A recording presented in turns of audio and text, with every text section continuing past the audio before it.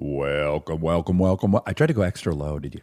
Welcome to Armchair Expert. I'm Dan Shepard. How low can you go? Welcome to Armchair Expert. I'm Dan Shepard. That's low. Let me try. Okay. Welcome. Sounds like a little kid when a little kid tries to make an adult voice. It does. I don't want to go to school. Welcome. That's about as best I can do. Welcome. That's a whole different thing. Yeah, isn't it? that's a different thing. Okay. Boy, I'm sorry, Rob Lowe. Rob Lowe. Well, your name. The audience didn't hear your name. Oh, miniature mouse padman. Miniature mouse pad. Today we have Rob Lowe. You know Rob Lowe, goddammit. If you don't know Rob Lowe, throw your phone out the window. Well, of your moving no, car. just get to know him. No, if you don't know him, crash your car into a telephone pole. Oh my goodness. Rob Lowe is an actor, producer, and director. He's also a damn good writer, as we'll get into. He has won 2 Screen Actors Guild Awards, been nominated for 6 Golden Globes, and nominated for a Primetime Emmy. He's been in some of my favorite movies, of course, Outsiders at the top of that list, which we talk a bunch about. There's so much tasty gossip in this episode, more than normal. It is. It feels like you're getting a real inside scoop on some old Hollywood tales. Yeah, I really loved talking to Rob. And he has a podcast as well. You can listen and subscribe to Literally with Rob Lowe on Apple Podcasts, Google Podcasts, Spotify, Stitcher, and all your major podcast apps. That is coming soon, so keep your eyes peeled for Literally with Rob Lowe. Please enjoy Mr. Rob Lowe. He's an armchair expert. He's an armchair expert. He's an armchair expert. So where are you at right now? I'm up in Montecito, where I live, and I'm hunkered down with my wife and my 2 boys and one of their friends. And we've been we're just counting the days. I know I am, but I think we're both addicts, right? So we love isolation anyways, right? Last night, everybody's making a puzzle, and I was like, good night. I am off to isolate. Yeah, I'm like you. If isolation were in the Olympics, I'd be Michael Phelps, multiple gold winner in isolation. Yeah. But did we have different things? I really enjoyed the powder variety of that cocaine. Were you The powder variety. I like the old school references. Tootski, Bolivian marching powder, Schnee, Schneid. Gack? Oh, Gack. Gack was always such the gross, Gack came out right before everybody started doing speed, right? I think. Right. You had money during your addiction, and I was pretty broke, so I was getting mostly Gack with a lot of gasoline in it, I think. Yeah, the baby diuretic was always my go-to. Oh, good. So you had the whole cornucopia then, right? You enjoyed all the stuff. I enjoyed pretty much all of it, but like anything else, for me, it always started with that first Heineken or whatever it was. It was like, I'm just having a beer. It's Monday Night Football with the boys. Yeah. I'm just having a beer. Then, 2 days later, I'm still staring at the screen, but there's nothing on it. Same. Same. I'm like, I'm going to have a beer while I cook dinner, and then literally cut to 3 days later. Like, did I even finish that dinner? Did we eat it? Well, you didn't eat it. That much. You didn't do that, right? And then, it starts as something really social. And then I always found myself, the end of it, just firing off emails, 4 or 5 page emails, just boom. So much to say, so eloquent, so articulate. Boom. It's like the scene in Jerry Maguire. Yes. He's all screwed up and he writes something he can't take back. Did you ever write anything to anybody that you regretted? Almost all of them. In the clear light of day, I was like, no one wants to be this intimate with me. No one wants to hear this sexual of thoughts. None of it was within the parameters of what a normal person wants to hear. See, I got lucky in that I got out of the game before Coke was really cheap, before there was Viagra, before there was gnarly sleeping pills easily available, and before FaceTime and all of that. Because if that combination would have killed me.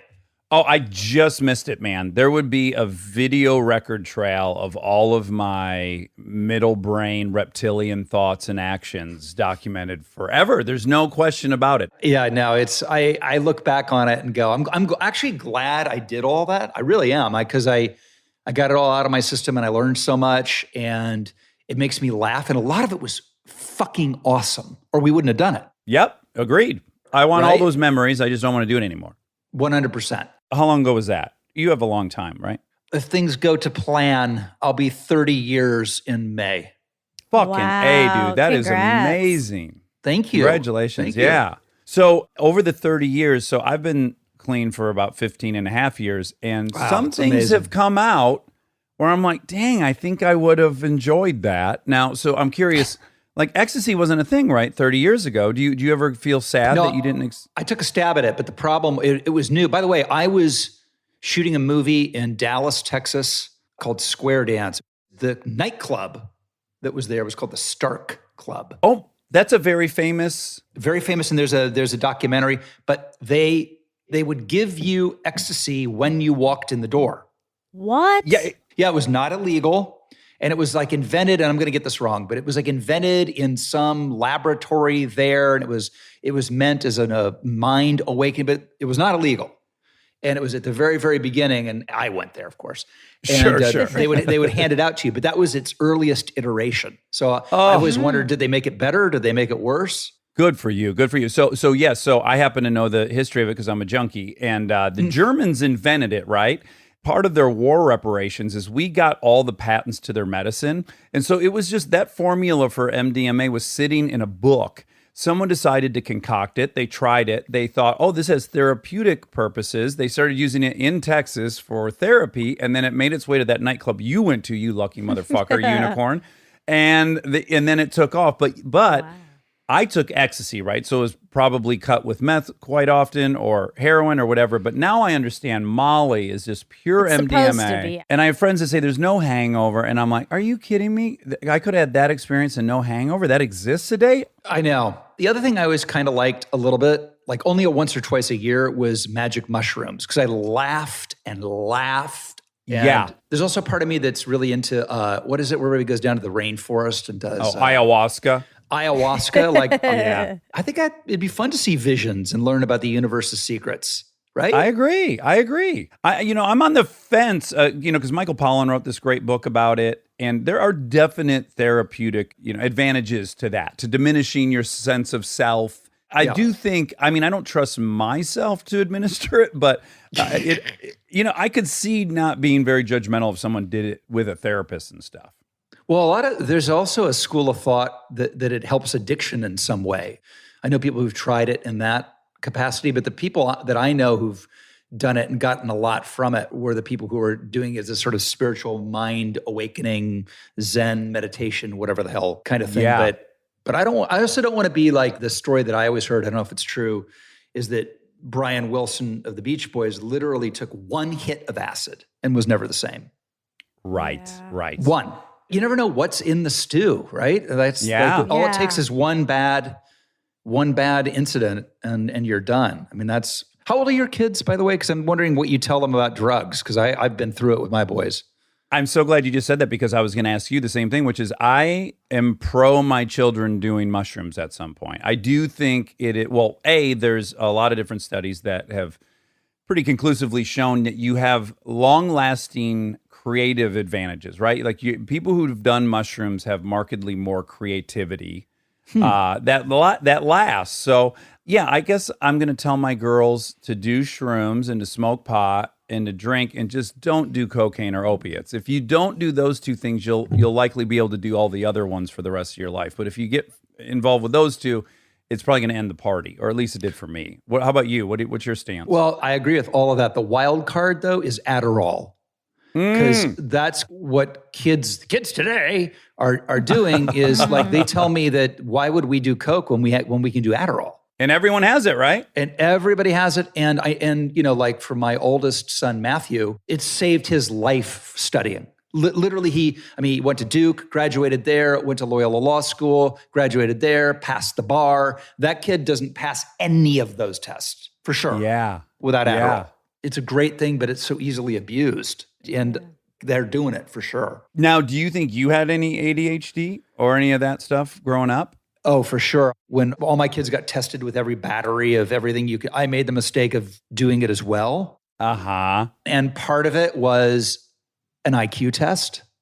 And an IQ test is a whole thing. It's like not the version we were given, if maybe you were given it in school, where it's like 5 pages and it's kind of over. It's like 7 different tests, and it's very, very, very in depth. And turns out I have the mental capacity of like a 9-year-old. No.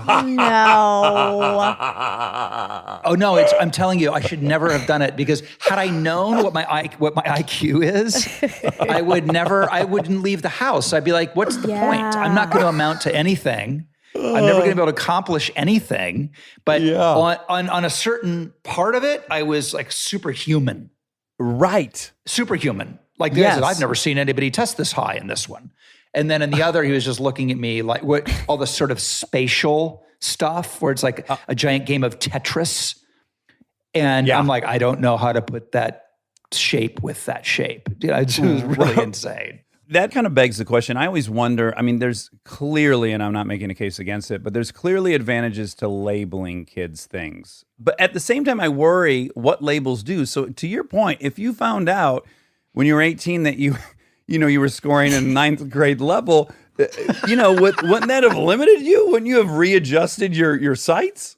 And it's not just that. It's the ignorance is bliss thing. I mean, you know this stat, I'm sure. And whenever I tell other people it, they're just shocked that in the Screen Actors Guild, right? Now, this is the guild you're in if you're lucky enough to be a professional actor, right? So in that guild, 99% of the guild does not make enough money to support themselves.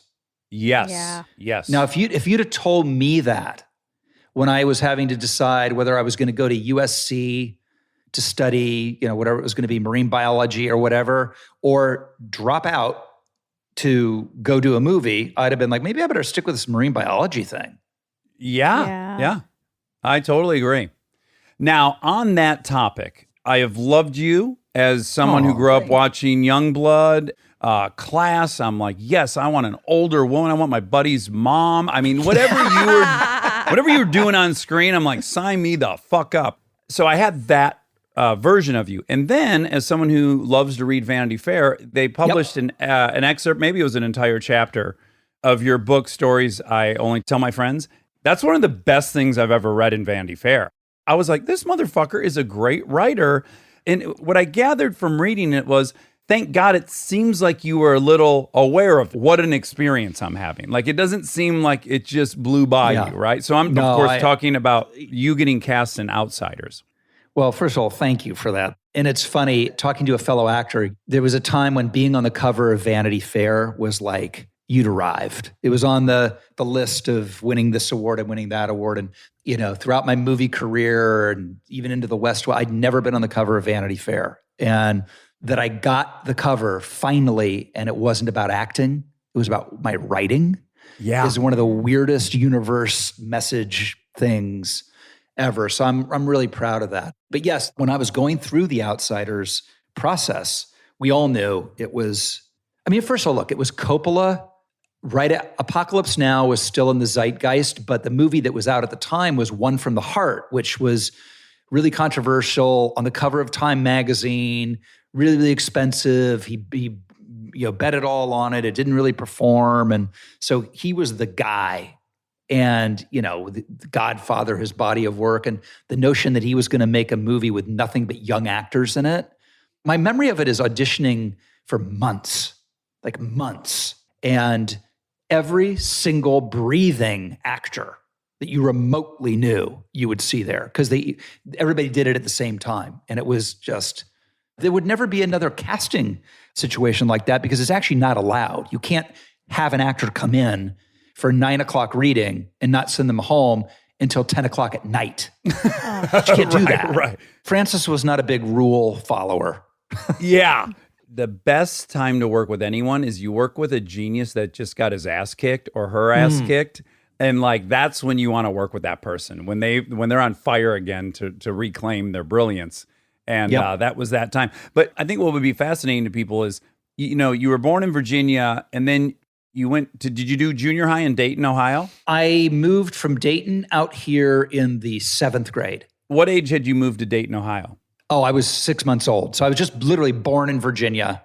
And my dad had graduated law school there, and they moved immediately to his job in Dayton. And that's really where I grew up until I was about 12 or 13. Okay, and now I was just up I-75 about 3 hours from you in Michigan, and so I have to imagine that the childhoods were somewhat similar, right? Like For I sure. gotta imagine like brute strength ruled the day. Is that accurate? Brute strength, tough skin, Levi's. I remember rolling into Malibu in the summer of 1976 in what I would have worn in Ohio at the time, and just having people want to pound me because I didn't wear shorts. You didn't wear shorts in the summer. You wore cut off Levi's, maybe. Yeah. Back where we came from. Moving from Ohio to Malibu was insane because Malibu in those days was like Lord of the Flies meets The Ice Storm meets Ordinary People meets Boogie Nights meets Endless Summer, but directed by swingers on blow. Okay, now, so, and again, I'm going to be projecting a bit, and I'm going to make some assumptions, and I never mean to offend in this process, but I have to imagine what a graceful relocation for you, because you're gorgeous and you're artistic, and that might not have been the best place for you to explore that, Dayton, Ohio. Here's what's interesting about it, and life is nothing if not unexpected. You're right, but in Dayton, I had found my people. Like I had found the theater group, and I was doing every young actor part. And then I moved to California, which you think would be a hotbed of it because it's near Hollywood. But in those days, Malibu might as well have been 5 million miles away. It was before our business turned completely to feature young people. It was still an adults only business. And they weren't having what I was pretty. Mm-hmm. I was like arty.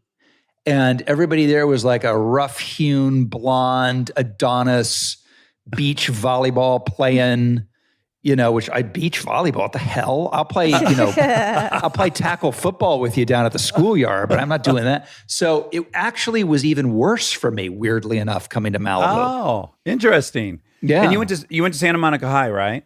I went to Malibu Park Junior High School. It's now the high school. And then Santa Monica High, and had a bunch of great, the Penns, Sean and Chris Penn were in my orbit. Charlie Sheen and Emilio. Robert Downey Jr. was in my history class. Whoa. Yeah, I just want to for anyone who's not read your book or read that article, I happen to have a really great friend, Larry Trilling, who went to school there at that time as well. And yeah, he was telling me who the classmates were. I think it's inconceivable to someone that lives in Michigan that you could be in a high school with fucking Sean Penn, Chris Penn, the Sheen brothers, and RDJ. That's bonkers. And we didn't think anything of it. And frankly, I was the one who was really into acting already. I'm trying to think if any of that group was. They were sort of vaguely interested, but I fancied Sean myself. Penn was in that Bad Boys movie quite young, wasn't he? Yeah, but that was still much later because he did Bad Boys right before I did Class. Oh, wow. Who's older? Sean's older than I am. I think he's 3 years because he was never in my. Let's see, he's 3. Yeah, he's 3 years older. Emilio was 2 years older. Charlie was a year younger. I was Chris Penn's age, and Downey and I are exactly the same age. Okay, so imagine being a young lady. What was it? History you guys were in together? What fucking class? Downey and I were in history together. Okay, not a chance boy. any gal is learning a fucking thing about history. Nope. Who would you look to your left at Rob Lowe or look to your right at Downey? It's not even fair. It's like Dude, no one cared. How is that possible? No one cared about me or him. They did not. No way. Is it because you guys weren't big beach bum thugs? We weren't on the football team. We weren't on the baseball team. We weren't beach volleyball players. We also weren't like gnarly, weirdo whatevers either. We were just like regular, vaguely artistic, frankly, a little bit of pleasures to have in class, a little bit. Okay. I like the sound of all of this. Downey famously was in madrigals, which I love. Do you know what madrigals are? Did you ever have madrigals in your high school? No. It's this is how much public education has changed. It was a choir that sang only Latin hymns. Oh my Oh, goodness. of course. Yeah. Talk about niche. Can you imagine our DJ hitting that kind of shit? It was brilliant. Well, he has an outstanding voice, so I can't say I'm does. that shocked. Yeah. Okay, so when you went on this audition for Outsiders, are you seeing all these different classmates? I assume that many of those guys all read for that as well. No, so what I was getting at was a lot of them hadn't made the choice to be pro actors yet. Like Charlie okay. was going to be a pro baseball player. He could throw the ball in the high 80s at that point. He was really, really good. I think Sean was nibbling around the edges. Emilio was thinking about it. And by the time Outsiders rolled around, he was definitely in the hunt. But yeah, it was crazy. You'd like, Mickey Rourke would roll in stinking to high heaven on roller skates and In a fur coat or something. yeah, and then you'd have like, Scott Baio from Happy Days would be doing a two-hander scene with, the kid from E.T. It was insane. It was really crazy. So you were pretty darn close to Charlie, right? You spent a lot of time at their house, and Martin kind of took you under his wing, as I recall, in that. Because your parents got divorced, right? Is that preceded moving to Malibu? That's right. Yeah. So we moved out with my mom and her new boyfriend, soon to be my new stepfather. And so did you think Martin was like just kind of hip to that and wanted to be, extra supportive? You know what he was? He was the neighborhood cool dad. Like every neighborhood has that dad that like might bum you a smoke. If he's in the right mood, maybe he'd buy you some beer down at the market, maybe. But for sure, always pick you up when you're hitchhiking. Sure. That was Martin. He was that guy. Yeah. Oh, that's fantastic. Having come from Dayton, you had to be starstruck by the whole thing, right? That you a year ago, you're fucking doing God knows what in Dayton, and now you're sitting in Martin Sheen's living room, and Apocalypse Now was just a few years ago. I mean, Malibu didn't have that many famous people in it then. So Martin was very famous. He was one of the few actors that lived there, but he was never around because he was doing this movie, Apocalypse Now. And so he was never around. And then he came home from that movie, Apocalypse Now. And it was all very mysterious. Which in ways might have been worse than Vietnam itself for certain people. Well, for him, for sure. Yeah. I remember when I got The Outsiders, I asked Martin about it because he'd obviously been through the ringer with Francis. And I said, do you have any advice? And he said, if Francis asks you to do something you don't want to do, don't do it. I thought, I don't even want to know where that's coming from, but I'm taking the advice. You guys, you shot that in Arkansas, right? Oklahoma. Oh, Oklahoma. Tulsa. One of my favorite parts of your story is getting to the hotel, checking in, learning that Francis, in his wisdom, has given the Socs, the actors playing the Socs, they're in better rooms and they have more per diem. Totally. And when you're checking in with a young Tom Cruise. Yep. And the room is not to his liking. Is that how the story goes? Yes. That part of it was when we went to New York. All the LA people survived the LA auditions and then had the handpicked people had to go to New York to face the New York version. And so it was me and Tom Cruise and Emilio and C. Thomas Howell. And we got, first time I ever stayed at the Plaza Hotel. And we check in and Tom finds out that we're sharing a room. Okay, that's the... And just goes ballistic. And you know what? To me, what's great about the story is there's certain people who have always been who they are, and that element of them has powered them to where they are today, and the rest is history. And the notion that a 18-year-old actor with a walk-on part in Endless Love and like a seventh lead in Taps could have that kind of like wherewithal. Yeah. I remember going, wow, this guy is the real deal. I mean, it made me laugh and it was gnarly, but at the end of it, you can't argue with the results. He's had his eye on the ball since day one. That's what I liked about it too. It's like no one knocks on anyone's door and says, hey, you want to fucking be in 12 Mission Impossibles? That's not how it works. Like those people, they're that way and they make it happen. I thought there's something, oddly interesting about that. I've gone down the rabbit hole recently of watching these YouTube behind the scenes of Mission Impossible, all the stunts. that Tom's doing and Top. Yes. And it took me back, man, to being in the Tulsa gymnasium where we had to learn to do backflips. For whatever reason, Francis had it in his head that he wanted us to do backflip. I mean, Francis had a lot of ideas that I don't know what was going on, but you ever tried to do backflip? It's really scary. Like you think you're going to fall and break your neck. It's not easy. I hold people who can do backflips on the same level as Rhodes Scholars. I think it's the most fantastic physical feat someone can do. It's hard as fuck to learn. And Tom was relentlessly competitive. He ended up being the only one who can do a backflip. It is in the movie The Outsiders for no reason. I remember it. He runs out of the house and does a backflip for no reason, just to do it.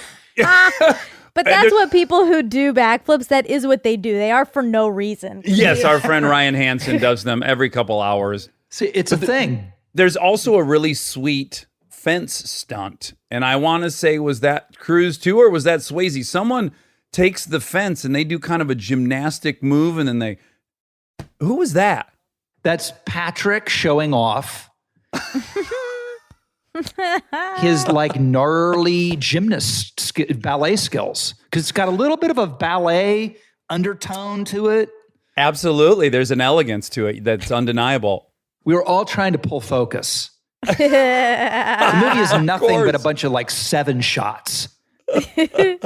I remember when they were doing the first trailer, they wanted to find close-ups of the actors, and I only have like 2 of them in the movie. They could barely find one because everybody's in a 3-shot or a 4-shot. So everybody was doing everything they could to pull focus. Finally, I figured like I had this scene where I was in a shower and I decided to like do the whoopsie doodle, oh, my towel almost fell. Because I figured like that was my only quiver in my thing that I could do to pull focus.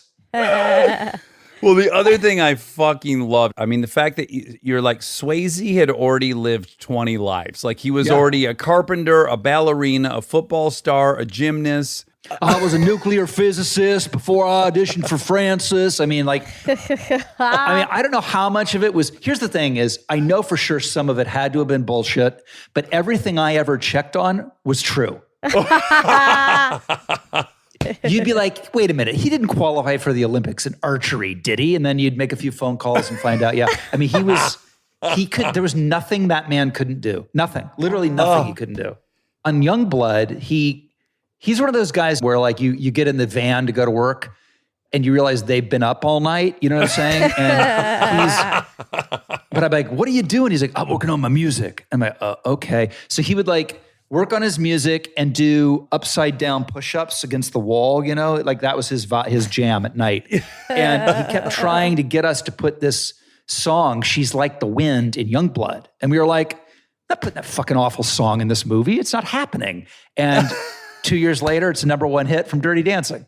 God bless him. Oh my God. Do you realize he sang that song, Monica? I had no idea. I'm sure he did the sound engineering and everything on it. Wow. So, yeah, you guys did Youngbloods together. Did you get on with him pretty well? I loved him. He was awesome. I guess he really, looking back on it, wasn't that much older, but he was married, and he'd been married a number of years. So his life to me seemed like 2 lifetimes ahead of where I would be. So I really looked at him much more like a brother or a father figure almost than a peer, for sure, because he'd lived 1,000 lifetimes already by the time I knew him. He was an Iron Man. He would go and go and go and go and go and go. Yeah. Stay tuned for more Armchair Expert, if you dare.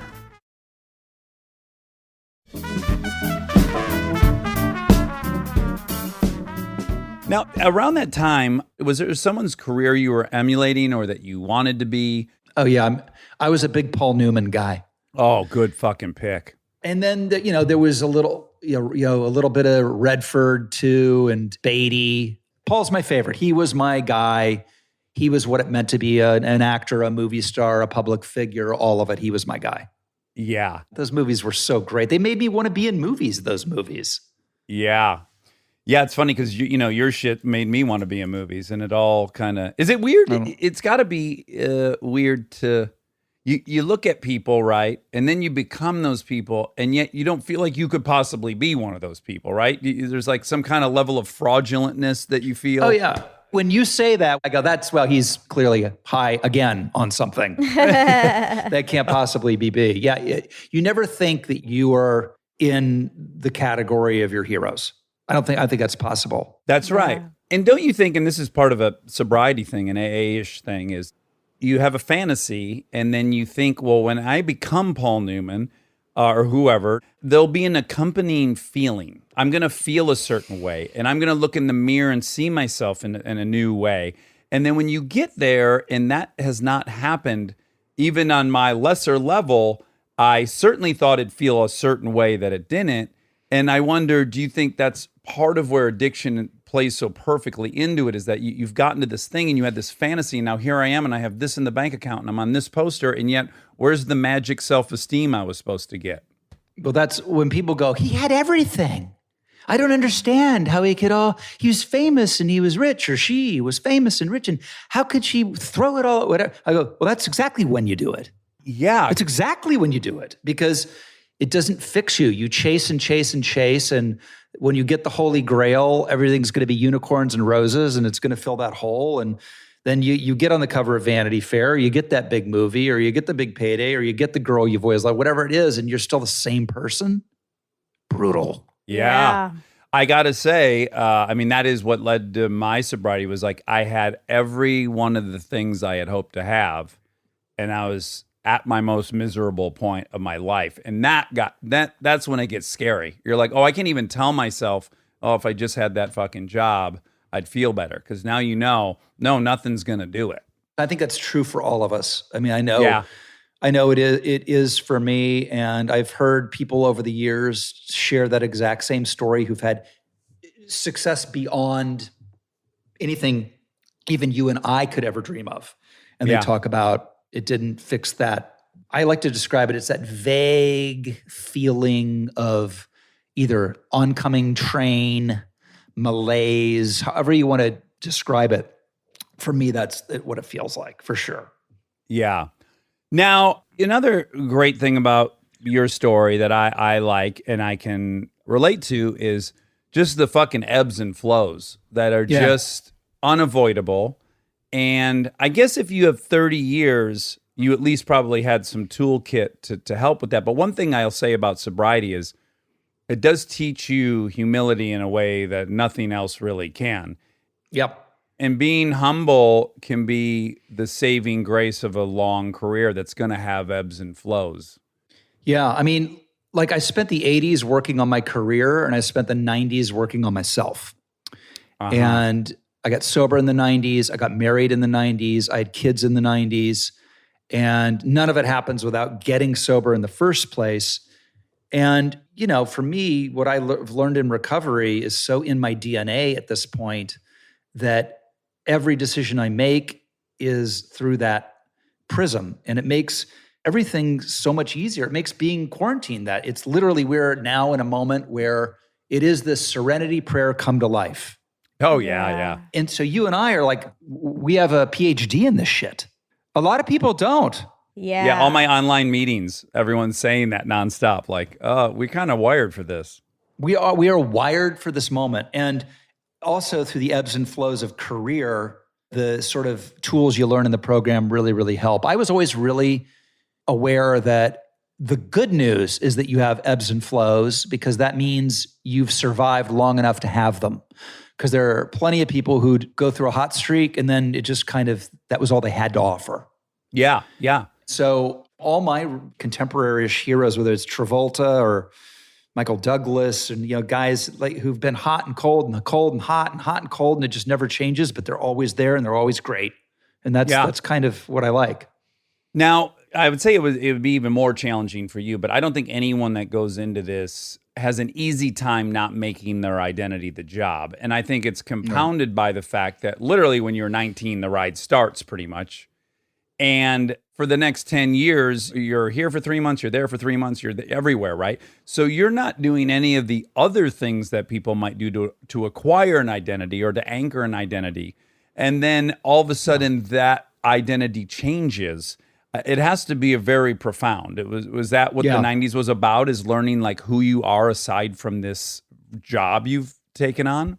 100%. Because for me, it actually started at 15. I got my first network television series, and I went from being the guy in high school everybody thought was a theater nerd to, I remember vividly the day the show came out, we were in front of a live audience, and then the audience was screaming for me. Like the Thursday before, they weren't screaming, didn't know who I was. The next Thursday, they were screaming and crying. And I was exactly the same guy. So from 15 then on to, till I'm 26, it's just a whirlwind, and I don't know anything about nothing until I get sober. And then I learn who I am. And that has been the greatest journey of my life, for sure. So I got to imagine being a husband becomes one of those identities. Being a father becomes one of those identities. What have you shifted around and made the kind of bedrock of who you are? For sure. It was husband because it all happened at the same time. So my wife and I are married now 29 years. I got sober a year before we got together, and then had our boys, and they're 24 and 26. And so it's really based on family, 100%. And a person of recovery, I try to be authentic to who I am. And then all the work stuff is really, truly second. It really actually 100% is. How long have you been up in Santa Barbara? Was that part of the... That was part of it. The minute we had our first child, Matthew, I think he was 6 months old. And I remember vividly, because we had to think about preschool. I remember it like it was yesterday. They were like, oh, you got to start thinking about preschool. I'm like, he's 6 months old. Well, that's the way it works here in LA, I mean, there's not only so many preschools. And like, okay. And they gave me a list of the preschools that were the ones that you should go to or whatever. And they're like, now, to get into this one, you're really going to have to talk to Mike Ovitz. Now, Mike Ovitz was like, he was the head of CAA. And I had this vision of my life where I would have to deal with the very same people that I deal with in my professional career every day at Little League, Christmas pageants, trick-or-treating. And I was like, if I have to trick-or-treat with my fucking agents, or if I have to coach, the president of NBC's kid, I'm going to blow my fucking brains out. And I said, we can't live here. And we started looking for where we could live. And I've been up here ever since. I mean, it's probably a shortcoming on my part that I felt that way, but that's what I felt. I just didn't want show business and show business people to infiltrate every single element of my life. What is life like up there? How does it differ from LA? The number one thing I was struck by when I moved up here almost 26 years ago, and it's still the same, is you could go to the zoo with your kids, the beach with your kids, a meal out with your kids, a hike with your kids, and finish with a movie all in one day if you wanted to. Yeah. In LA, maybe you can get one of them done. Right, because of the traffic and whatnot. Yeah. I mean, it's when you think about it, it's insane. Yeah. And then there's the beauty of it, the semi-rural, which I think is the Midwest in me, the sort of suburban, semi-rural sprawl. And then it's a diverse group of people in terms of who's on the top of the pecking order. Yeah. Yeah, no matter what in LA, by the way, it's no different than DC. DC would be politics, and in the day in Detroit, it would have been whatever, automotive. LA is a company town, but up here, you have leaders from all kinds of walks of life who are at the top of the pecking order. I'm curious how, through sobriety, how you navigated certain situations. Because you had a couple of tough ones. You had the sex tape, which was obviously ahead of its time. Stressful, very ahead of it. It really was. When I was reading about you, it said it was like the first celebrity sex tape. It was quite ahead of its time. By the way, can I tell you, being first is overrated. I'm just here to tell you. It's overrated. But I want to know how you go from that, which I have to imagine. I can't even imagine what that experience is like. But then to take that experience and then go on SNL and kind of parody it. From finding out you're fucked to going on SNL, what's the journey there mentally? Well, first of all, I like I'm sure I worship SNL, right? I grew up every Sunday I would recite to my parents what happened on SNL. And they asked me to come on to do something around the tape, which they always do. Whenever anyone shits the bed, Lauren is the first on the phone to see if he can capitalize on it. And I was like, I don't really want to do that. So I didn't. And then they called me back to host it. Now I was like, okay, I'll do that. And they had this idea for the the open that I would get nervous before I went on because people were going to laugh at me because of the tape, or that they weren't going to like me.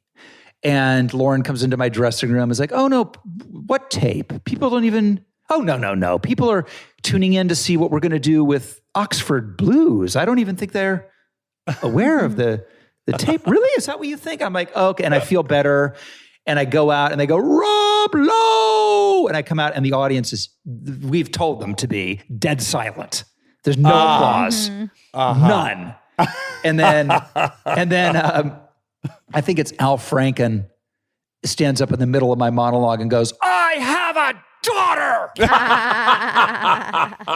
It was the hardest hitting, most brutal, but I loved it. It was so fucking ballsy. And for me, lesson that I learned is like, if you take a chance like that, by the way, my lawyers didn't want me to do it. My agents didn't want me to do it. Nobody wanted to do it, but I wanted to do it. And it started a relationship with Lauren and Mike Myers and Farley and Spade that brought Tommy Boy, Wayne's World, Austin Powers. None of that happens if I don't do that show. Yeah, and interestingly, like you don't do that. I don't know that Mike Schur thinks, oh, let's bring Rob Lowe in to do comedy on Parks and Rec. You could trace it all back. All to that monologue, literally all to that monologue. Yeah, because how on earth do we know you're funny up to that point? Right? No, for sure. Do you think at all, like having had fucked up, owned it, made amends, do you think like a little bit of that muscle memory was at least semi-helpful in that period? Well, I guess you weren't sober yet. Yeah, no, I had another year of trying to do things my way. Sure. Before I finally went uncle. And that's when you really learn all of those tools. But for sure, it's like owning your mistakes is a huge thing in the world. It's a huge thing in growth, and it's part of becoming a man. And owning the mistakes of your 20s is a big thing for me to do. And I've tried to teach that to my boys as well. You gotta own it. Yeah. So now West Wing, this is the other one. Now you're dead sober for West Wing, obviously. Yeah. And my understanding of West Wing was originally that show's supposed to be all you. Mind you, I want you to know that Monica might be the biggest West Wing fan love in the it. planet. She's watched the whole thing probably 12 times through. Love. But originally as designed, you're the lead of that show, right? Just undisputed lead in the traditional way. Sort of. I mean, it's an undisputed ensemble. Okay. That's for sure. There's no star. It's an ensemble, but I am the guy that got the show on the air.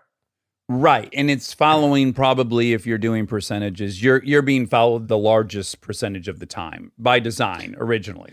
Yeah, for sure. And first build and all of that stuff. But I always knew I was joining a team and that the design was, and I'll never forget, Martin has this great, by the way, I remember the day they came to me and said, how do you feel about Martin Sheen playing the president? I was like, are you fucking kidding me? You mean my second dad?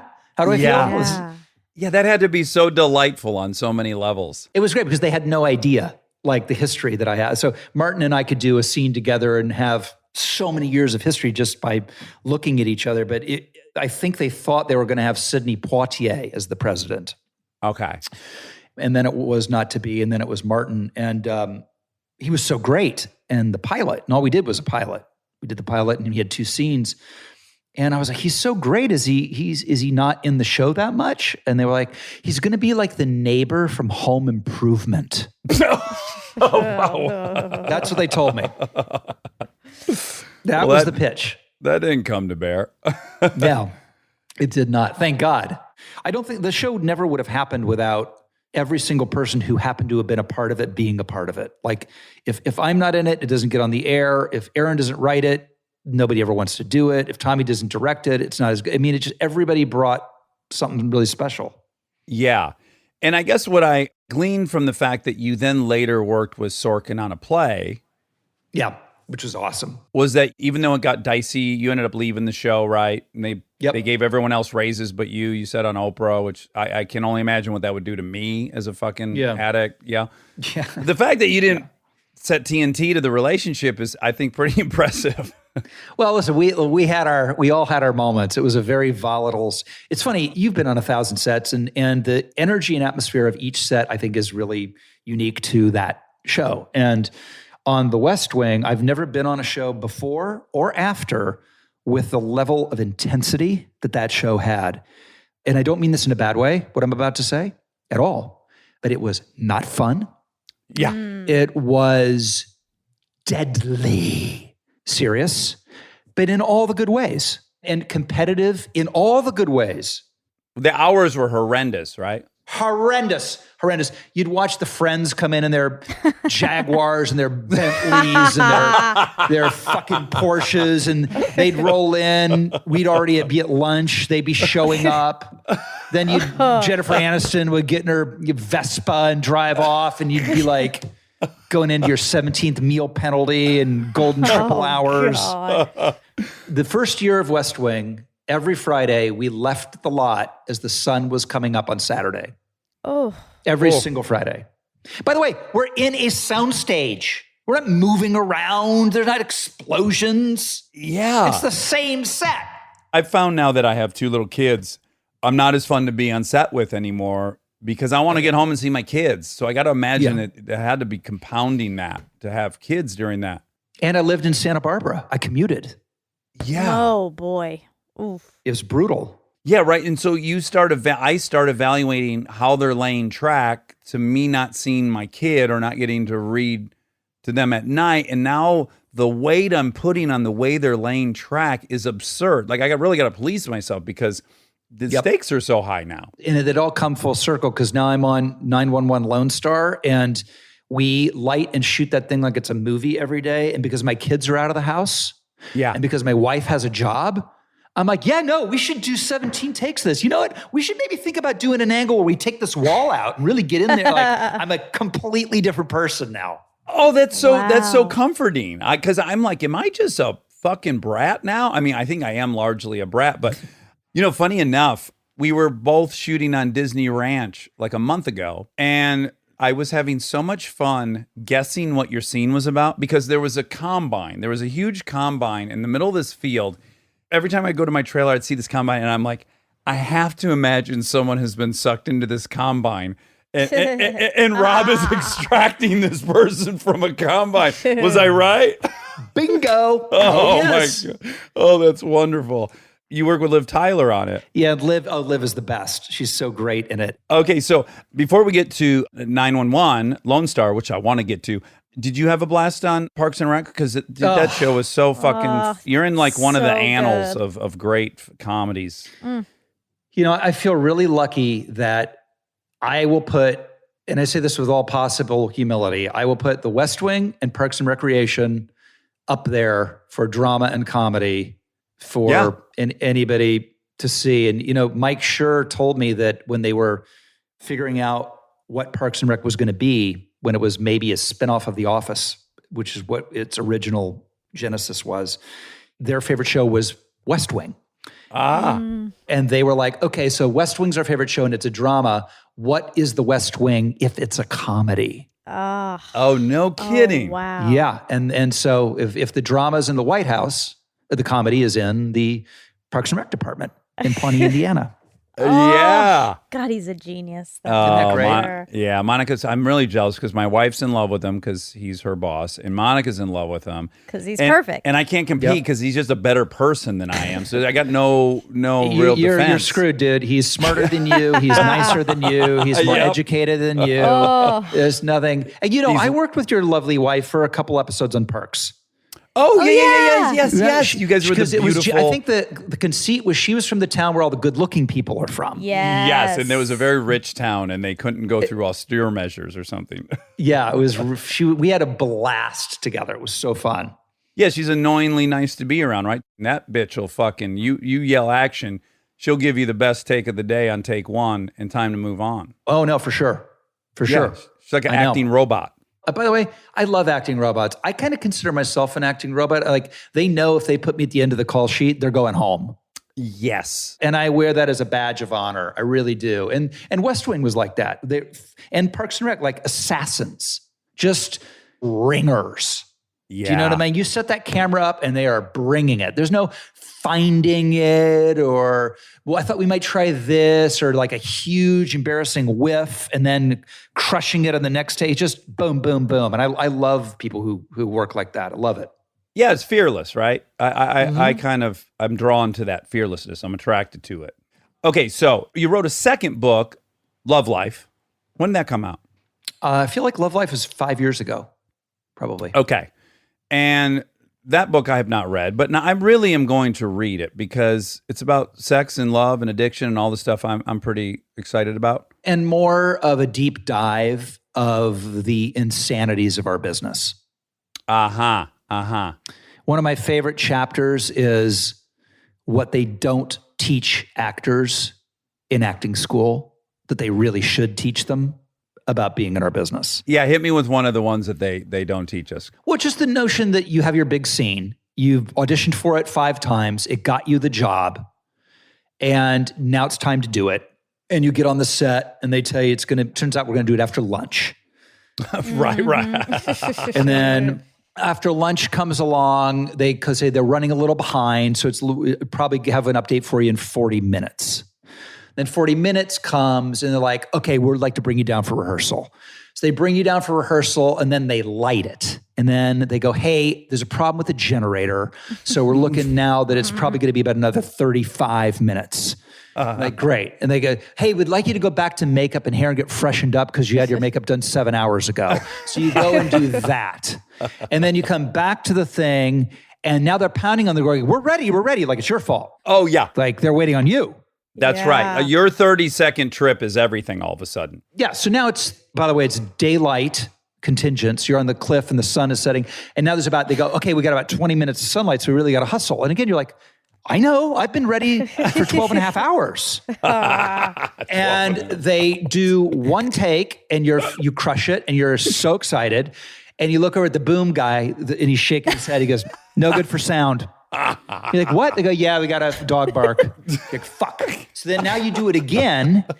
And so anyway, you end up with this brilliant scene and you get a take and a half, maybe a minute and a half to do it with all the pressure in the world on you. Like it's your fault. No one ever tells you that that's what your career is going to be. They never tell you that, ever. Oh, I couldn't agree with you more. Put me in a little aluminum cube and let me think for 12 hours. Oh. I'm going to have some theories at the end of this 12 hours, and none of them are going to resemble reality at all. It's so true. It is.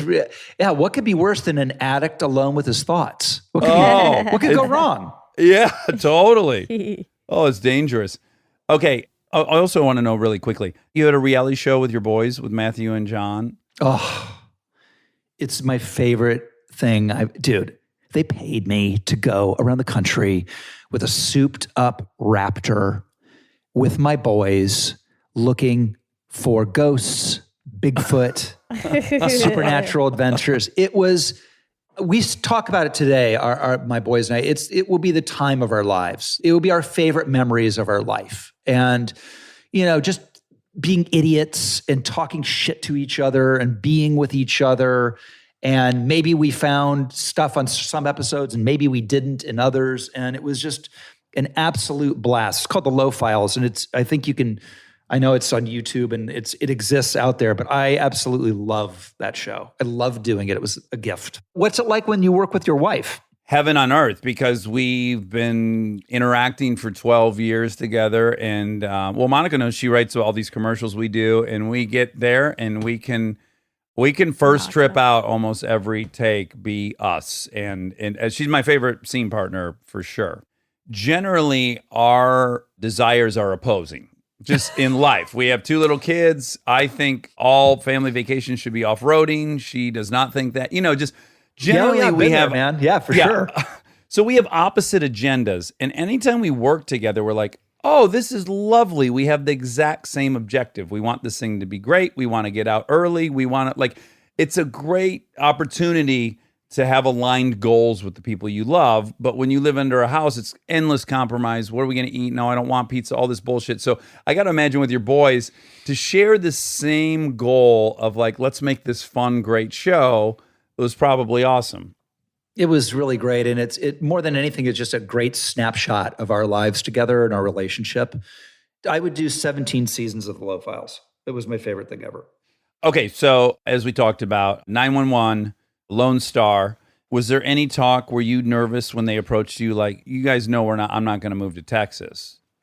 So the West Wing is over. I'm trying to figure out what I'm going to do next. There's a lot of interest in what I might do next, and I've got a lot of choices, and it's a really great time, but a heady time and a lot of stakes trying to figure out what my next thing is. And there's a show on the air called Nip Tuck. Ryan Murphy creates. And I'm like, that's the kind of show I should be doing. Why can't I have a character like Dr. Christian Troy? I would crush that character. I want to meet this guy, this Ryan Murphy guy. I get a meeting with Ryan. I sit there and I go, this is what I want to do. I want to do something like Nip Tuck. I mean, that character's perfect for me. And as I'm talking, the color is draining from his face. I said, Ryan, is everything okay? He goes, Rob, don't you know that I wrote that for you? No. Oh, I said, what? He goes, oh, yeah, of course that character resonates for you. I wrote it for you. So it turns out my agents never gave it to me. Oh. The thinking was it was on FX. FX Sure. had never done a scripted show. That show defined FX. Defined it. Ryan, as Ryan said, I wasn't Ryan Murphy yet. And I never saw it. So Wow. fast forward to 18 years almost later, they go to Ryan and say, we want to do another 911 iteration. Do you have an idea of what that might be? And God bless Ryan. He goes, I don't. But if I did have one, it would be Rob Lowe as a fireman who cares greatly about his skincare. And that was the genesis of 911 Lone Star. So when it did come to me, I was able to tell them I'm not moving to Texas. Right. That's wild. You did remind me of one thing I wanted to ask you about. Does it at all pain you? So do you know he was offered McDreamy's role in Grey's Anatomy? I did not know that. Do you sit at home and go like, fuck, I would have made nominally $80 million. Does that pain you? So I love that you came up with 80 because that's about what I came up with too. Okay, good. I was trying to do the math and I think it is about 80. I think it is. I do too. Yeah. Don't you yeah. think? Wow. Yes, I do. Yeah. And I'm not quitting to go racing. I'm still on it now. Like I'm on it this week still, if it's me. Yes. Yeah. You're making $750 an episode and you got some ownership. So here, and this is the thing that really is true is I do not regret it because I wouldn't have done Parks. Uh-huh.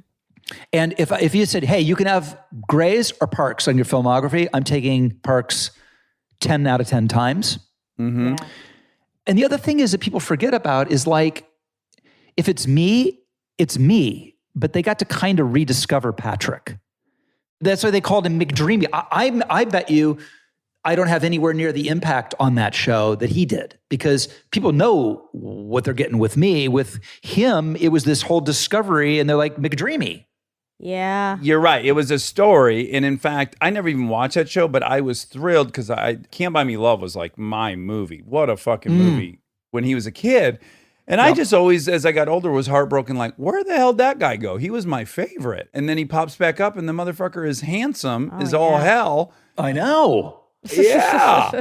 He's very nice whenever I see him. He tips his hat and goes, Thanks for the 80 million. yeah, thanks for the 80. Yeah. My last question is, you now have a podcast, correct? Is it do. out yet? No, it is not out yet.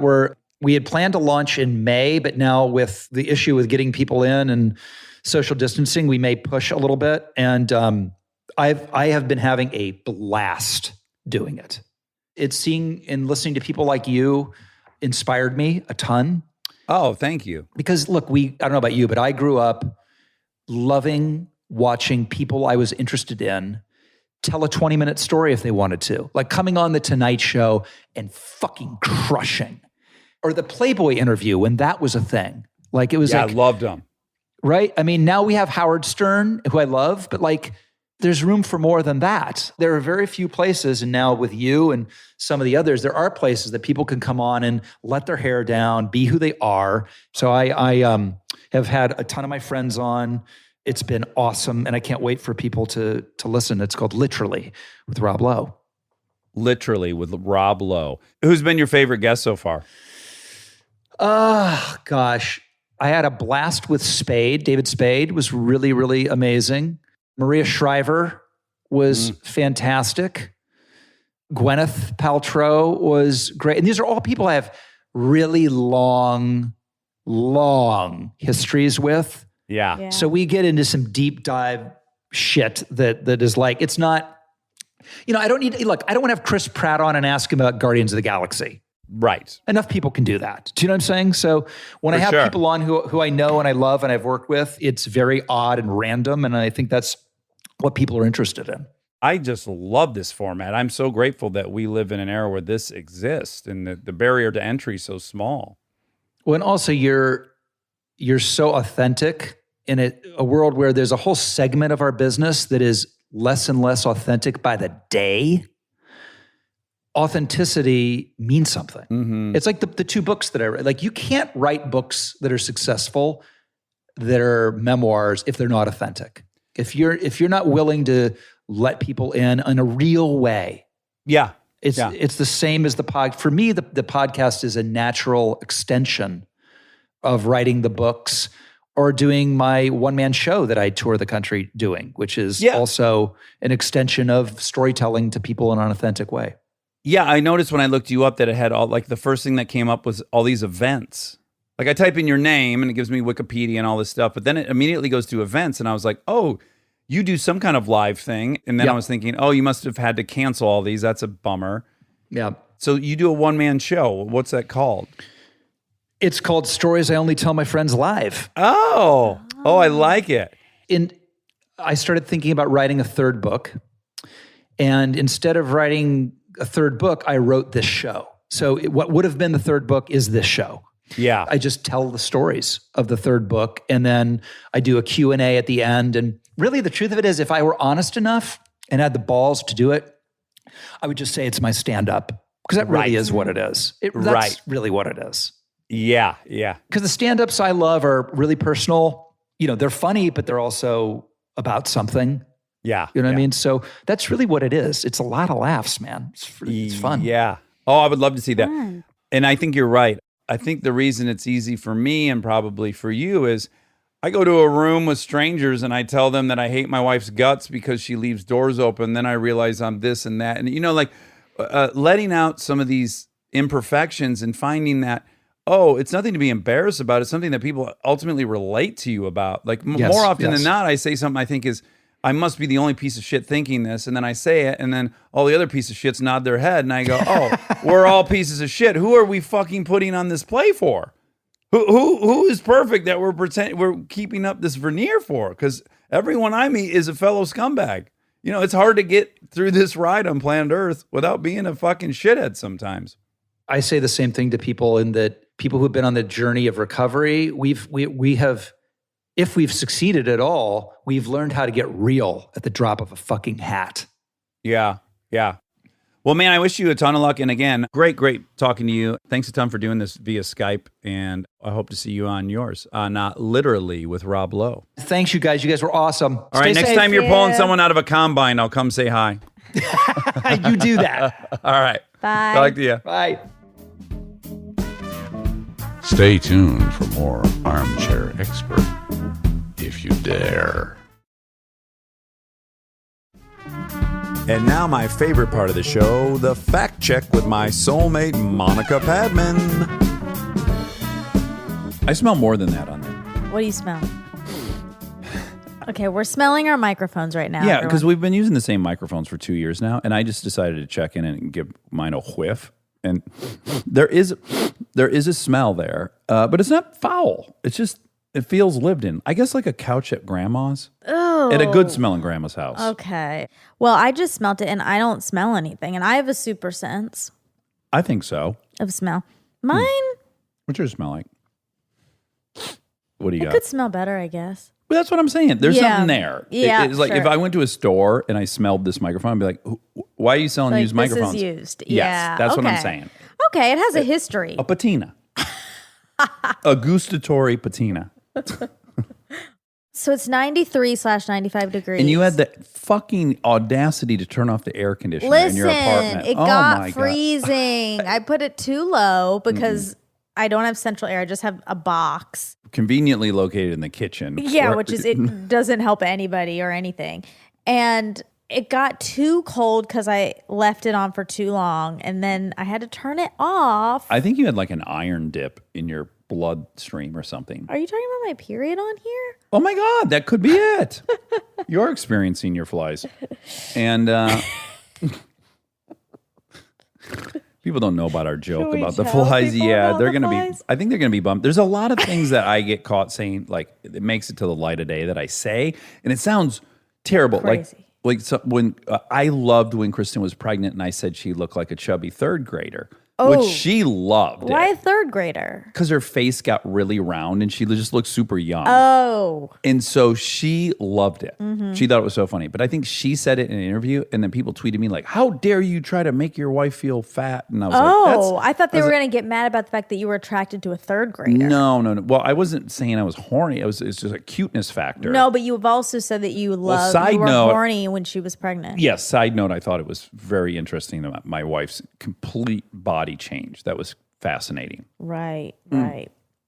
But now I'm afraid the flies thing may fall under the same thing where someone's going to go, how dare you say that about someone's menstrual Whatever. cycle? It started very organically, right? You're just on your period one time and you were like lamenting about it. Yeah. And, we were that's our joking that there were flies around me. following you. Yes, because of the period. And so now we call it my flies. Anyway, it's no holds bar on this thing. Happy Monday. Okay. Can I take 1 second? Yeah. Okay. So some folks made us a video and it was insane. It was so beautiful. It was really, really beautiful, and it made me cry a bit. And then I sent it to my mom because she was mentioned, and she had a nice cry. This video was, I guess, because of 200 episodes? She wanted to send a thank you, which was so nice. Yeah, and again, I what did you feel like? Like when you were watching it, people were talking about how aspirational you are as a woman and stuff. What kind of feelings did you have? Just so much gratitude for all of the people that take the time out to listen to us talk about flies. Sure. Menstrual flies. So I felt grateful. I, of course, felt undeserving. Yes, that's what I was hoping you'd say. I know. I knew that's where you were leading. Oh, you did? Yeah. Yeah, I just felt like I'm not worthy of this at all. I know. I felt like you were. Like the things they said about you, I was like, yeah, she deserves that. I felt that about you. It's crazy. It can feel so small when it's just us in the room. It feels so small. It is. Yeah. And it's just us chatting with another person that's tiny. And then when you feel and get to see the reach, it's overwhelming. It is. It's some people going like, I got sober. It's just such a... They changed their life. Oh, it's so unbelievable. We cried. Anyways, I just wanted to thank Amanda, Jessica, Morgan, Jessica again, Bridget, Courtney, Kelly, Heather.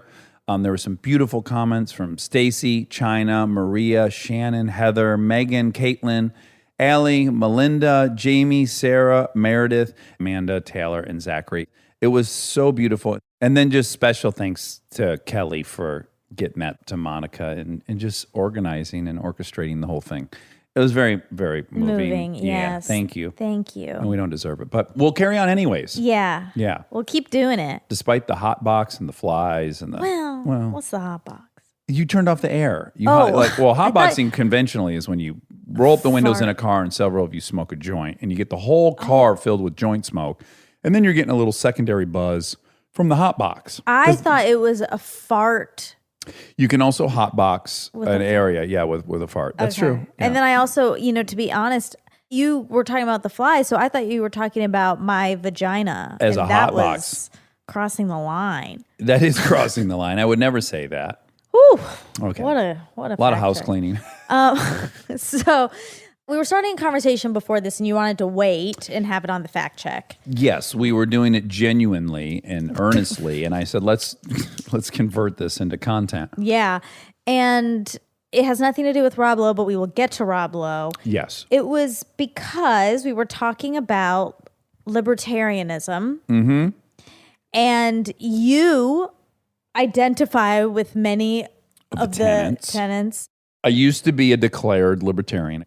on my voter registration, it said libertarian. Although I always voted for a Democrat for whatever that's worth. But Okay. Sorry, go ahead. No, but you align with a lot of those principles. Yeah. And you find yourself relating to a lot of those. And when we had Andrew Morantz on, Who wrote the book about the online extremists? exactly. And he did a lot of research with a lot of white nationalists and alt-right Yeah. people. He referred to a libertarian to white nationalist pipeline, and it's a thing. Right. It's a legit thing that happens. And I remember hearing that. Wow, I felt a lot of things when I heard it. But one was, I wonder if Dax hears that and if it's sparking anything for him. Like, ooh, I'm not saying all libertarians become white nationalists, but it is a common way for people to define white nationalism is through libertarianism. Yeah, so we got to be really careful with the way we say these. Okay. Because what you're saying is true, but okay, so all mass shooters are white males. I mean, there's a couple of exceptions. Right. All mass shooters are white males. All white males are not mass shooters. Of course. Right. So that's really important. So a lot of white what- nationalists were former libertarians, Yes. which has no bearing on how many libertarians are white nationalists. Yeah. I would just say that. But what's way more interesting, I think, than that is you said rightly, like, does that give you pause? It should. If you find out a group you're a member of or previously a member Or of, you believe a lot of the things they believe. make a leap into this very dismal group, should you question, like, oh, what is that? And why was it, why? Yeah, because you never want to be in the same group as white nationalists, obviously. I would hope not. Yeah, that goes without saying. But I said, what's interesting is it doesn't give me pause because I think people are attracted to libertarianism for two dramatically different reasons. Okay. And that's where I said, let's put a pin in it and Okay. explore it here. So I think a lot of the people on the pipeline to white nationalism who are former libertarians or are also libertarians, I think there's two kind of big groups in the Libertarian Party. One is I hate government. I want the smallest government possible. The government shouldn't be telling us how to live. I mean, there are libertarians that don't want an FAA, Right. which is insane. They don't want someone controlling the air traffic. Yep. Just let the business sort it out. Yep. It's insane. Let people be. Yes. And then it's just a sliding scale. Then there's people that don't want regulation of utilities. And then there's people, and so whatever that spectrum is, let's say it's 0 to 10 on the libertarian spectrum. I think at the best I was maybe a 4 on the financial government side, but I was a 10 on the civil liberties. If anyone doesn't know what a libertarian is, the tenets of libertarianism is there's two sides of this party. The belief that you should have civil liberties, so it doesn't matter if you're gay, you should have all the rights as anyone else. No one should tell you whether you can get a medical procedure. You have liberty in all of its senses. You can be exactly who you want to be. You have autonomy. Autonomy, yeah. And conventionally, that's a very progressive. So the thing that generally Democrats are proud of themselves about, as they should be, is that they believe in civil liberties. And then conservatives claim that they pat themselves on the back is that they are fiscally conservative. They are worried about us spending and becoming this enormous monolith government that's just blowing all the citizens' money who is making it all. So they believe in liberty over your finances and in the small government. So I'm attracted to that. I'm attracted to liberty. I'm attracted to freedom of self-possession. I believe in all those You're a things. type 8 on the Enneagram. We'll get to that. Yes. But I think there's a lot of people that are attracted to the party simply because it's anti-government. If you hate the government, which I don't, that's not why I was attracted to libertarianism. But if you hate the government, odds are, in my opinion, you feel left out of a system. The reason you don't like the system and you want the system dismantled is that you feel excluded from the system. If the system's working great for you, nobody who's benefiting from a system wants to dismantle that system. That's not true. We learned from him. He told us, and I believe him because he was in the trenches, that it's a lot of people you wouldn't expect and a lot of people who have great jobs and are benefiting from society. That's most certainly true, what he's saying. Yeah. I don't think that's the majority. I think it's the exception. Regardless, you could also be financially fit and feel excluded by society. Sure. Anyways, I think there's a contingency within libertarianism that attracts people who feel excluded by the system. So their answer is dismantle the system. Another pipeline other than white nationalism is a lot of libertarians find themselves in these groups that hate the government and they take stands to not cooperate with the government. They won't carry a license. They've been in shootouts with law enforcement. So that subset of libertarians, I think, are people that feel very excluded by the system. And so when I see that that's a pipeline, that doesn't surprise me, but yet I have no fear that I'm heading towards there because I don't have a hatred of the system or feel alienated or excluded by it. I think it's very generous of you to give them the benefit of the doubt that it's because they're feeling excluded. I do think many of them can and do, but I also think a lot of it has to do with control and feeling like things are out of their control and things have been in their control for a long time. A lot of white male, that's a lot of these people. And they're women too. And they've been the dominant hegemonic group for a long time, and then they feel like they're losing that. Anyway, doesn't scare you, which is fair. Let me ask you this. Do you believe in liberty, like the concept of liberty? Yeah. Freedom and... Of course. So you prioritize liberty as well, but somewhere it's a ratio, as it is for all of us, or equality is also on the table. Yeah. And equality often comes at the expense of liberty. There is, when we had Ezra on, he was talking about this and he said they don't have to be. They don't have to be. So right now in COVID is a perfect example of liberty versus equality. So people's liberty is being limited right now. They are being told by the state to not leave their house. And they're doing that to protect the masses. They're not doing it per se to protect themselves because they are probably not in the target range of who's susceptible to dying from COVID. But they're doing it to protect the group. Right. It all is some ratio you believe in that you feel good in your soul with. Well, I don't think you can have liberty if you don't have equality. If things are unequal and people are at the bottom, they don't have liberty. Those people don't have liberty. If someone else is in control of them or has power over them, they don't have it. So I think you have to have equality in order to have liberty. Unless you are Barack Obama. No, unless you are... Well, I'm just saying there are examples of people that are in the zip code underprivileged that do rise out of it. Look, I'm not going to make a case that it's working. I'm not. But It's there are very hard to do. many cases you can point to that demonstrate you can move out of everything. And the beauty of why that is liberty, is that there isn't any kind of institutional law against some group of people. Now, there was slavery, but currently there's no law in place that would prevent someone from being upwardly mobile in their socioeconomic, in their education. So the state isn't trying, there's no caste system here. Well, officially... But unofficially, things are happening all over the place that make it impossible for people to rise out of their circumstances. Yeah, and even if not impossible, 3 or 4 or 5 or 10 times harder than someone else. Yes. Yeah. I concede that entirely. So I listened to Joe Rogan's podcast the other day. One of the things he was talking about is China and how they handled their pandemic, and that's great. There you see the upside of not having liberty. So if you don't have liberty, you can control the masses and you can get them to cooperate with you. And that has a value. We just saw it. That there is a value to it. And there is a cost to it.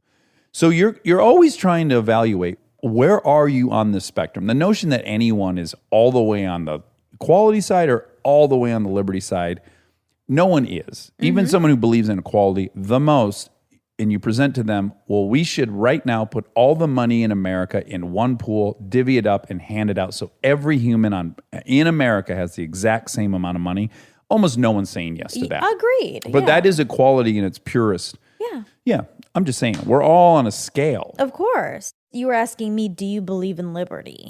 Right, and you do, of which course. is clear. Yeah, and you also believe in equality. Yeah. And you prioritize equality more than liberty, generally, when we have conversations. Well, it depends. Again, I don't see them at odds in the same way you do, so it's going to be hard to have this conversation in this way. I find them to be very connected, and I think equality leads to liberty for people who don't have it, and that I care about that. Me too. I personally am not worried about white, straight men's autonomy going away. I don't think it's ever going to go away in this country, and I'm not worried about that for them. I know some of them are, and that's what leads to a lot of these groups. But I'm more concerned currently about the marginalized groups.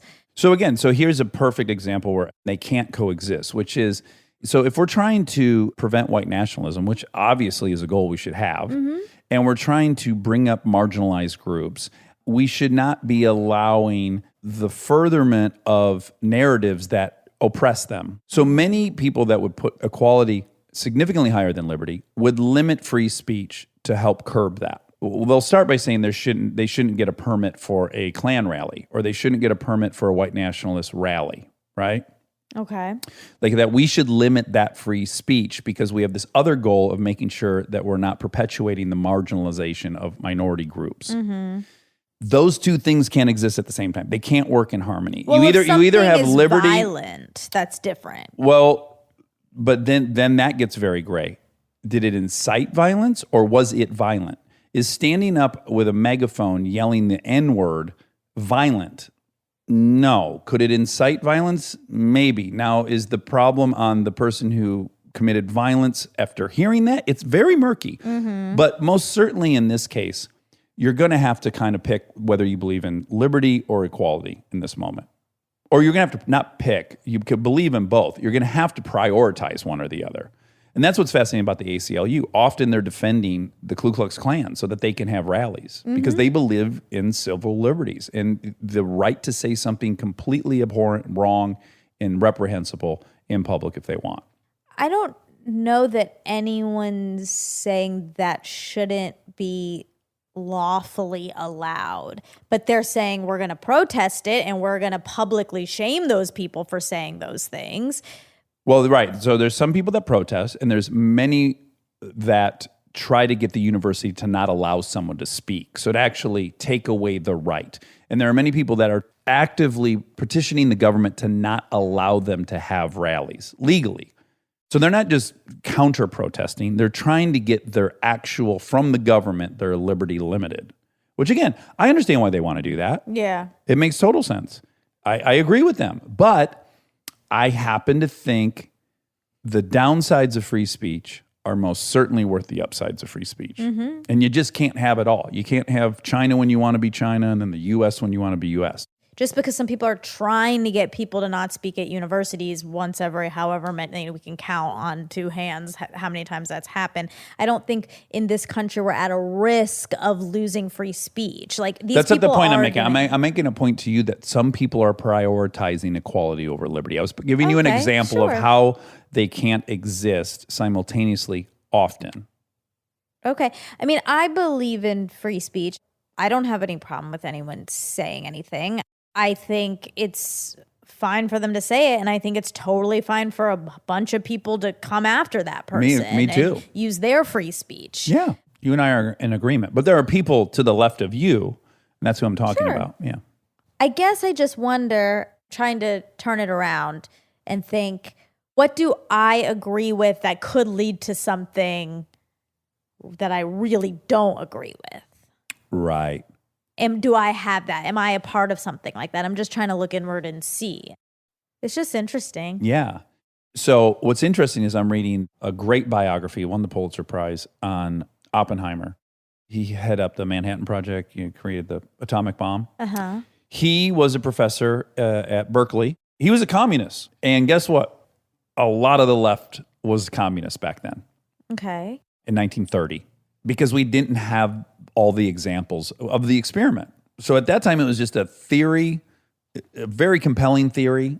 And he was a communist, and many of his colleagues were communists. But it doesn't work as an economic model for all the reasons you've all pointed out. You can't have a centralized decision-making about selling goods and services.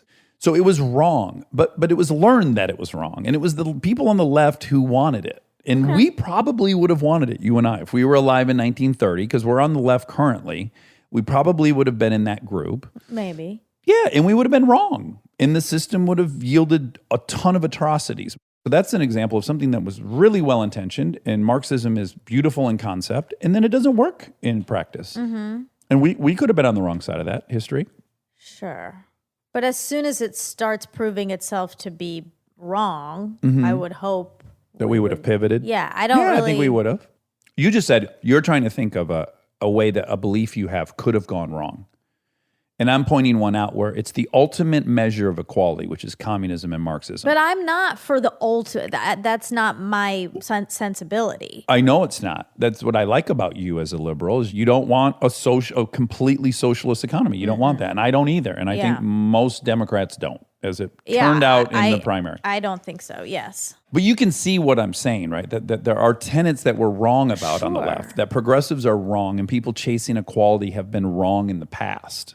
I think extremes are the problem, not liberty or equality. It's just once you're like all in on one and one only is where issues start And I think appearing. then what takes over as well is just identity.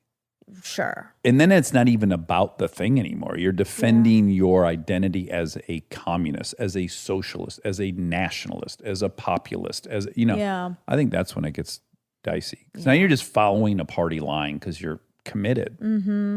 Yeah. Rob Lowe. Rob Lowe. I'm glad it was a long fact check, though, because it was a short episode. Yeah, right? that's true. Rob Lowe, he talks about the Start Club in Texas. That's where he tried ecstasy. But there's a documentary about the Start Club. Oh, we should watch it. Yes, it's called Sex, Drugs, Design, Warriors of the Discotheque. Ooh. And it's a documentary about the notorious Start Club, so called because it was the first major project by legendary designer Philip Stark in the U.S. Oh, I don't even know who Philip Stark is. Me either. But maybe we'll find out if we watch the doc. Hey, Google. Oh. What if when we got back to the attic, there was a ton of microphone babies? Everywhere, all over the floor. They had reproduced it. Oh, you just got a I shock. got kind of grossed out by Yeah. that, like walking in and seeing Like little- so many like- tiny mics, Like little little pods.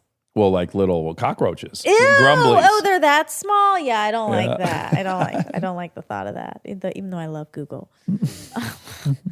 Okay, so history of MDMA. You talked about it a little bit. Yes, a German chemist discovered MDMA. Whoa, do you know what it stands for?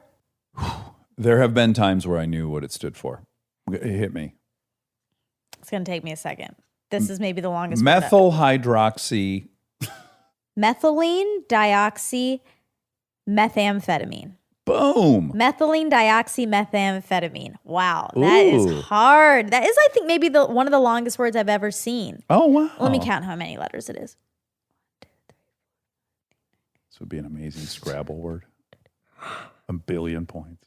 29 letters. It took all my willpower not to be a Mess me dick. 13, 17, 1, 8. Thank you. I appreciate Yeah, that. boy, it took everything I had. Methylene dioxy methamphetamine, or MDMA. Thank God they shortened it. It would not be a popular drug. If people had to pronounce that to their drug dealer to get it, no way. It's not working. In 1912, while developing other medicines that could stop bleeding, so these German chemists discovered it when they were trying to find these other medicines that were supposed to stop bleeding. The substance they discovered had unique psychoactive properties. The pharmaceutical company Merck patented MDMA in 1914 as a compound that could have pharmaceutical value. In 1985, the DEA declared an emergency ban on MDMA, placing it on the list of Schedule I drugs, defined as substances with no currently accepted medical use and a high potential for abuse. MDMA has remained a Schedule I substance since then, with the exception of a brief period of time between 1987 and 1988. Ooh, The year I was born. my best year of my life. Yeah. So you said, as you say, that people who have done mushrooms have markedly more creativity that lasts. There's so many articles about this. People can go down the rabbit hole if they want. One made a major publication that was like New York Times-ishy. There's a lot of talk about microdosing and creativity. And so I'll read this because this is the most recent study on it. And it's in a lot of articles, but this was one specific article, science article. Psychedelics aren't legal in the U.S., but the laws are more lax in Netherlands, where this guy Hamel and his colleagues conducted their study. Their magic mushrooms, or any mushroom containing the psychoactive compound psilocybin, are banned, but magic truffles, or sclerotia, Ooh, scrotum. oh my God, which are an underground portion of the same fungus, are legal. I'll have to say it again. These sclerotia, that can't be right, sclerotia, contain the same psychoactive psilocybin as a more familiar above-ground mushroom. The researchers were invited to do the research by the Psychedelic Society of the Netherlands, which was conducting a microdosing event. Because people who signed up for the event had already paid the organizers and expected a dose of real drugs, Hamel and his team couldn't ethically make a control group and give them fake shrooms.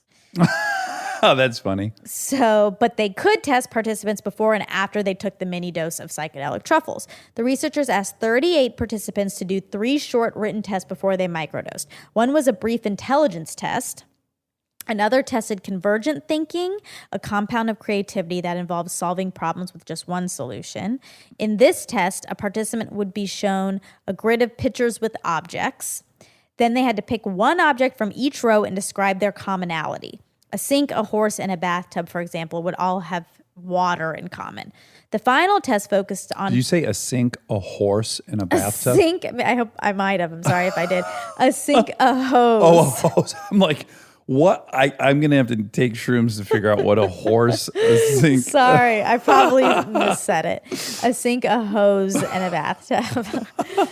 The final test focused on divergent thinking, or the ability to come up with many possible solutions to a problem. Participants were given a word, either pen or towel, and told to come up with as many uses for that object as they could think of. For a pen, Hamel said this could be as dull as write with it, or as wild as stick it in the right eye of your boss. Mm-hmm. That's what I would say. Yeah. Wait, am I your boss in this scenario? Okay. After taking a dose of around 1/3 of a gram of magic truffles, the participants took different versions of these same tests. The results showed that after the microdose, intelligence did not change, but both divergent and convergent thinking improved, the researchers reported. This was a surprise, Hamel said. The difference could be in the dosage rather than the substance, said study co-author. With recreational dosages, people report an almost dreamlike, unconstrained thought process. This might be great for brainstorming, but not so great for more structured problem solving, she said. Because there was no control group, it's impossible to say for sure whether the microdose was really the reason that creativity went up. People might have learned how to do the test from the first round, though that is unlikely, Hamel said. A practice round isn't known to improve people's scores on these kinds of creativity tests. Alternatively, people might have simply expected to become more creative because they'd had a similar experience with magic mushrooms before, or the idea that this was going to cause creativity. But still, Hamel said those expectations would be based on a real effect of the drug. Creativity is highly situational, Moreno told Live Science. Psychedelics might help, but then so might changing up one's office layout or going for a hike. There are too many variables in the actual work world to assume that microdosing makes a key difference, he said. Yeah. It's interesting. It is interesting. The article I had read was more about people who did big doses earlier in their life, and it was more a survey of people who had done it and like what jobs they had and what kind of I know it's measure still of though, creativity. like they said, and I think this is what I've said to you in the past. You just have no idea what they would have been without it. Right. There's no way to know. You're right. Okay. Well, we talk a little bit about backflips. I didn't get to chime in. I wanted to, and I wanted to brag, and you didn't brag for me, which you should have. That I used to do backflips. I don't understand why you don't still. Why would you let that go? No. You don't understand. It requires so much physical prowess to be able to do that. Oh, I know. I think it's the most impressive feat of strength. But I don't have those muscles anymore. Let's get them back. It took me so long to get them in the first place, and then I'm never getting those back. It's all in the abs. Yeah, it's core, right? Core. It's all in the abdomen. If you and Ryan could do a backflip presentation at all these family vacations, what a great time. I wish I could still do it. I really, really do. Maybe we'll learn together when my hand heals. No. I think I want to do a backflip before I die. I think that's a goal. That might be 2021's goal. What if you died doing it? No, I won't die. Well, you could. You could definitely land and break your neck. Not gonna. It took me so long. I didn't have the muscle capacity, despite my elite muscle mass, to do it. It took me a long time to build up that ability. I crashed and burned so hard so many times. Oh my God, so many times. And the day I finally landed my first one, it was such a big deal, and the whole squad was there and everyone cheered. Oh and my then the gosh. coach sent out an email. Oh about wow, my hard Monica did a work. backflip. And she sent it out reminding everyone that hard work pays off. Right. It was one of the biggest accomplishments. What if it said, truly. like, what if to prove that point, she leaned into some stuff that wasn't entirely true, and they're like, Monica, our least physically talented member, has accomplished. What if she had to sandbag you? It was pretty much true. Of the people who made Matt, we didn't call it that, but that is what, what it was. I was definitely the least capable of tumbling, and so I had to really work extra hard to be able to do it because you had to do like squad tucks, Sure. backflips, And you got there. and I did. I don't think I've ever felt more proud. Oh, that's your number one accomplishment. I really, it's not my number one accomplishment, but it's definitely the time I felt the most Proudest of true pride of I was just proud of myself. Yeah. I've never felt like that since. Even when we won as a team, I was so proud of us and I was excited, but it was a different thing. I don't know if I've ever had that. But the only time I can think of that I might have had something close to it was when in Rome, when it was like time to look the way I was supposed to look. And I did. Sure. And I didn't think I could Yeah. get that way. And I just was like, oh my God, I did it. I did all the things you have to do. That's so outside of my... It's when you feel like you're defying the rules of your body in that case. Or who you are. Yeah, which I do think taught me perseverance and like there really aren't limits. Right. Yeah, my thing was I used to, during that movie, I would jog every night down the West Side Highway. And I would run like 4 or 5 miles, which I can't run. In fucking high school, I was like, the mile, I'm going to get a note from my dad. I am not in the long. And I would just be trotting along going, who is this guy? Yeah. Who's running at midnight 5 miles? I know. Oh, I loved it. I got to try to get that back. Okay, the rich town in Parks and Rec is Eagleton. I didn't even have to look that one up. I just knew it. Yeah. And that's all for Robert Lowe. Oh, what a blast he was. And I'm sure his podcast is going to be great. He was great. Yeah, he's fantastic. Yeah.